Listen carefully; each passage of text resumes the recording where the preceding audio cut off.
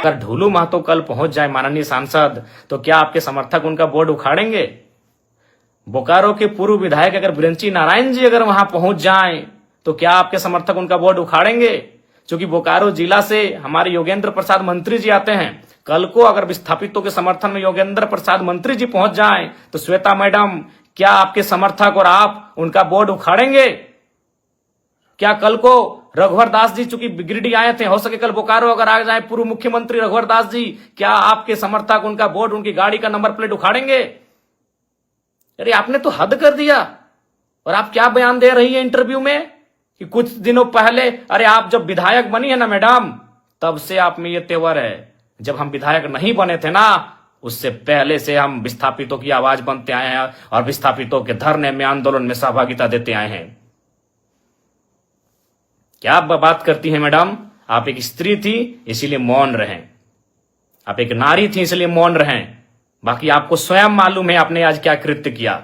हमने ना आपको कुछ बोला था, हम तो, मेरी गाड़ी वहां खड़ी हुई थी, हम तो केवल आपके, हमारी गाड़ी गई थी ना, हमको तो मालूम भी नहीं। आप एक महिला होकर, विधायक होकर इस प्रकार आई।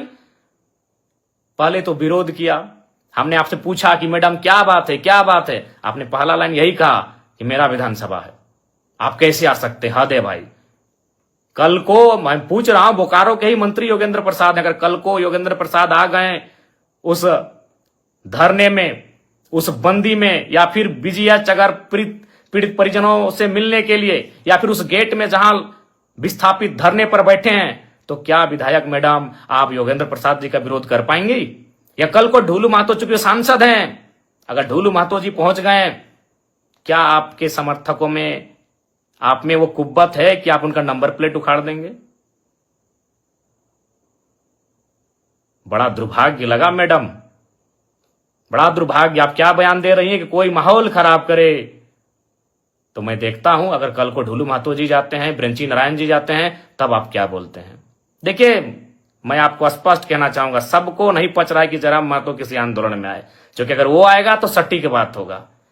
और बाकी कहना नहीं चाहिए मैडम, लेकिन जब आपने हद पार किया है, तो मैं सुनी सुनी खबर आपको सुना दूं। सुने आपके घर में आपके रिश्तेदार कहिए या आपके खास कहिए, उनको ठिका मिलता है बीएसएल में।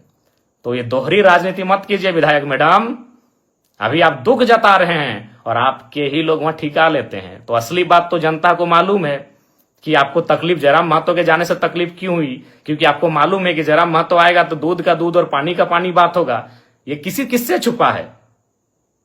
चलिए, नाम लेने में अचरज का है। सुने आपके पति महोदय को वहां ठिका मिलता है, अभी करोड़ों का ठिका मिलता है, तो आप में मुझे देखकर आपका बौखलाना तो लाजमी है।